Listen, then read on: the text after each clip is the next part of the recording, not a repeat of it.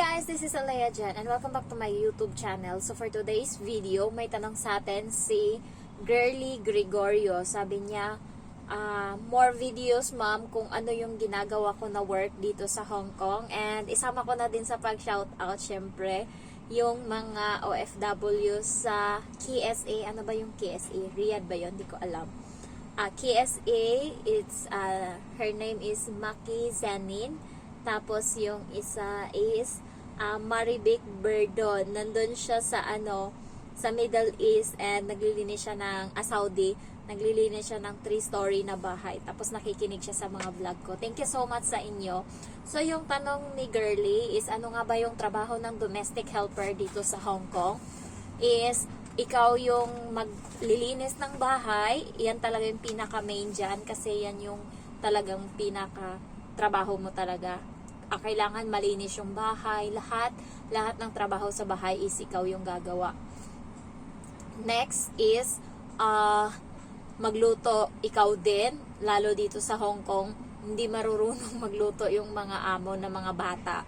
Yung mga matatanda lang yung magaling magluto, sila yung nagluluto. Pero kung yung amo mo is mag-asawa na bata pa, hindi talaga marunong magluto yan. Next is, ikaw yung magbabantay ng bata. Siyempre, kapag yung bata is months old or ilang taon pa yan, lalo yung mga ibang amo na gusto nila na may sarili silang privacy, ikaw yung katabi ng bata matulog, ikaw yung mapupuyat pag may sakit yan, ikaw lahat magpapadede. So, yun yung medyo mahirap, yung ganong trabaho, yung may bata, tapos ikaw yung katabi matulog kasi ang oras ng tulog mo is putol-putol dahil nga sa bata. And mayroon akong mga kaibigan na ganyan nga.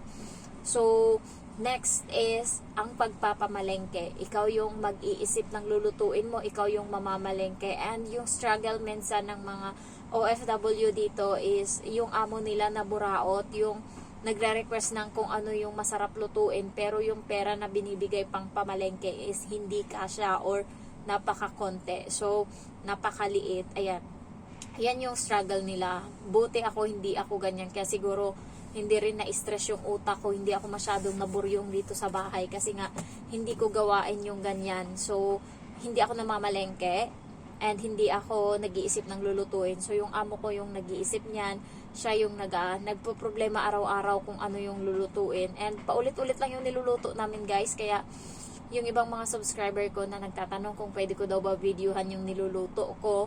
Meron akong video diyan ng niluto ko. Yun na yun, paulit-ulit na lang ginagawa namin sa Monday chicken wings. Kasi hindi naman sila kumakain sa umaga tsaka sa tanghali dito sa bahay. Yung bata lang yung nilulutuan ko. Tapos kung kumain man yung amo kong babae kasi walang trabaho, stay in. Isang gulay, tas isang yung kanin lang, tas gulay, yung cabbage. Gigisa ko lang yan. Yan lang yung pagkain niya sa tanghali. Kaya sa gabi kami nagluluto kasi nandyan yung amo kong lalaki. So, Lunes chicken wings kami. Martes minsan noodles. Or minsan naman is shrimp na lagyan lang ng bihon. Ayan. Steam ko lang yung bihon. Tapos patong ko yung shrimp sa taas. Tapos lagyan ko lang ng sauce. Okay na. Miyerkules is beef. Magpiprito lang ako ng beef, gulay, tas steam egg. Huwebes, hindi kami kumakain dito sa bahay. Nandun kami sa Matanda. Doon kami naghahaponan. Friday, minsan nag-hotpot sila. Minsan noodles. Kung ano lang. Kaya, paulit-ulit lang talaga yung niluluto ko. And, kaya yung lasa, siguro yung bata ayaw na minsan ng pagkain. Kasi wala nang ang bago sa pagkain. Next is, gawain dito ng mga domestic helper. Siyempre, ikaw yung maglilinis ng nila, ng bed nila. Kailangan mo talaga kasi hindi sila nagsishave, kaya kailangan tanggalin mo talaga yung kumot para makita mo yung mga buhok-buhok. Baka mamaya pinagpagpagpag mo lang yung kumot, tapos yung mga buhok is nandyan pa. Next is syempre yung toilet, asikasuhin mong maigi. Dapat yung pinaka malinis sa lahat na parte ng bahay is toilet and then kitchen. Yan parati yung dapat malinis kasi diyan ginagawa yung pagkain sa kitchen. Ayan. So, next is yung paglalaba. Madali lang naman kasi nagwa-washing. Ang mahirap lang dito sa amo ko kasi nag-handwash ako ng damit ko. And yung mga bago nilang damit na hindi nasuot lang isang beses. Alam mo yung kasi yung mga Chinese guys, pag bago yung damit nila pag tayo, 'di ba? Nilalabhan muna natin bago isuot sa kanila. bagong bili, suot muna bago labhan. Kaya pagka hubad nila, i-hand wash ko yan kasi nga baka may alam mo yun, nagkukupas yung kulay. So mahawaan yung iba. Next is yan yung bata kapag nag-i-school yan, ihahatid sundo mo yan. So swerte ako kasi may sasakyan yung amo ko. So umaga hindi ako namang problema sa bata. Sila yung naghahatid. Sa hapon lang, nakaschedule ako na magsundo sa bata kapag Martes, Miyerkules, tsaka Biyernes. Ayan yung araw na sinusundo ko yung bata sa school bus stop. Ayan. Pero 2 araw, amo kong babae yung kumukuha sa bata.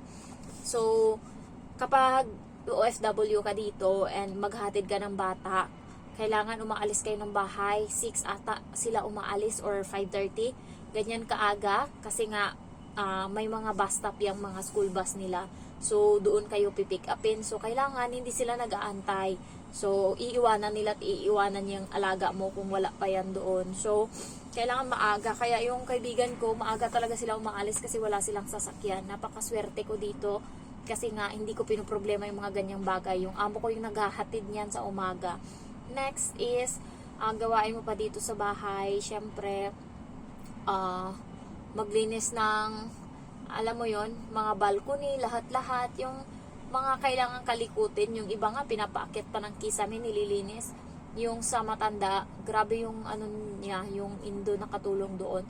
Pinapaakit sa kisame, kasi yung kisame nila may, alam mo yung may hindi katulad dito sa amin na flat na talaga ganyan na.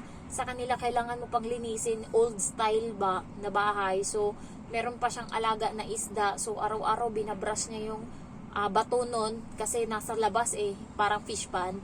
So araw-araw niyang binabrush yung mga bato kasi nga tinataihan ng isda. So ang dami niyang trabaho kaya malaki yung dito niya. And thankful ako or happy ako para sa kanya kasi uuwi na siya ngayong 16 sa Indonesia. Kaso nga lang nalulungkot ako, wala na akong kakampi, wala na akong kachikahan, wala na akong CCTV doon sa bahay nila. At least yun, naalalaman ko kung ano yung mga chika doon, sinasabi niya, ayan. So, ano pa ba yung ibang trabaho na domestic helper? CR, luto, halos yun lang naman. Pero guys, wag niyong minamaliit yung trabaho ng domestic helper dito sa Hong Kong. Kahit maliit lang yung bahay, pero grabe yung trabaho, hindi ka talaga patatapusin. Alam mo yung napaka-perfectionist ng iba, paulit-ulitin sa'yo yung trabaho mo. And kahit maliit yung bahay, ayaw nila nang wala kang ginagawa. Kaya kailangan utusan ka nila ng utusan. Yung kaibigan ko nga, alauna, 2:00 na natapos sa paghuhugas ng plato kasi marami kang gagamitin. Marami silang ginagamit pag kumakain. Ayan, doon ako nahirapan. And ang pinaka talaga ako, nainis ako hugasan sa lahat yung lunchbox ng bata. Grabe, ang hirap. 2 beses ko sabunan kasi nga ma-oily. Tapos grabe yung niya, yung ang pangit kasi nga nasisira yung lunchbox. So yun yung pinaka nahirapan ako. And so far yun lang naman. And thankful ako kasi yung trabaho ko dito is hindi ganoon kabigat. Kahit papano kaya nag-renew ako. Kasi yan, wala sila ngayong araw, wala yung amo kong babae. So, tambay-tambay lang ako. Tapos matutulog na maya-maya. Amo kong babae kahapon, nandito sa bahay, buong araw. Natid niya lang yung bata sa school, tapos bumalik. Pero wala siyang pakialam sa akin. Wala din akong pakialam sa kanya. Basta, kumain siya dyan. Kung magpaluto siya sa akin, kumain siya. Pagkatapos ng, ayan, tutulog na ako kasi naantok na ako sa tanghali. Lalo kagabi naantok ako. Grabe, sama ng loob ko talaga nung nalaman ko. Kahapon, puro talaga, lutang talaga ako. Grabe kasi yung diehard ko sa kay Duterte. Sorry ha sa mga supporter dyan ni Marcos. Kasi 2016 pa lang diehard na ako. Kaya maga yung mata ko. Naiyak ako, lalo pag nakikita ko yung mga video.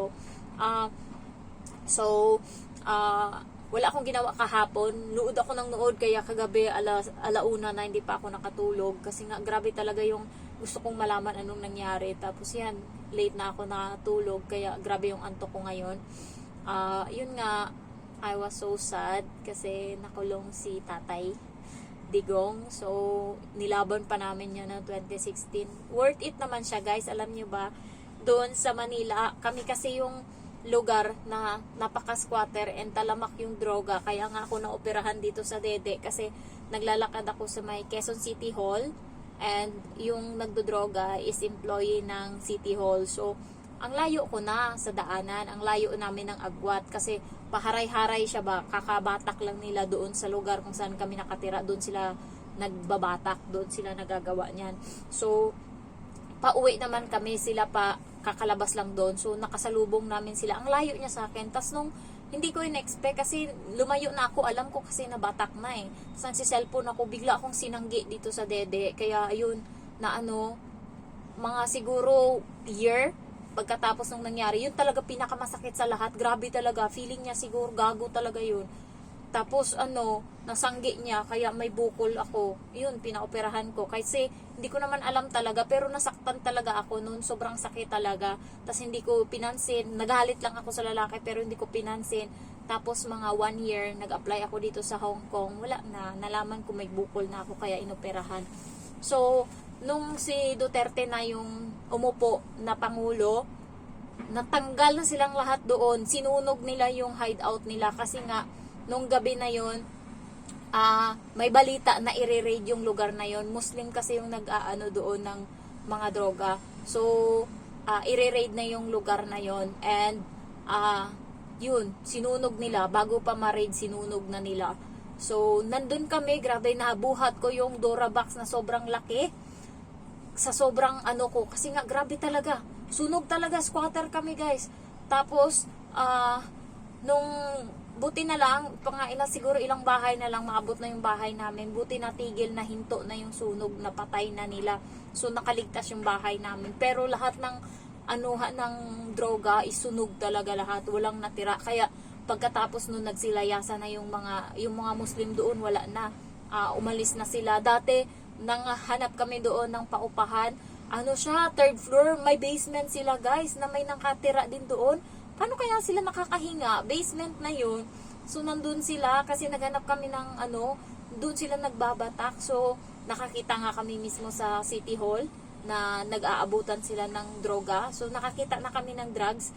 Yung kapatid ko nung time na yun, 17 years old, nanginginig siya. Sabi niya, Day, nakita ko yung drugs. Ikaw, manahimik ka dyan. Sabi ko ganun. Kasi nga, grabe talamak. Pero nung si Duterte na, dati hindi ako makakalabas ng alas 10, dumaan doon sa lugar kung saan sinunog kasi nga maraming nasa gilid doon ng simbahan na madilim. Nag-aano sila, nangtitrip sila. So hindi ako makakadaan doon pagkagabi. Ikot talaga ako sa kabila pa ako dadaan doon pa sa may PLDT sa harap. So pero nung si Duterte na alauna ng madaling araw, nag-shortcut pa din ako diyan. Walang problema. Ngayon, bumalik na naman. Kaya, hindi nyo masisisi kung bakit mahal ng mga Pilipino si Duterte.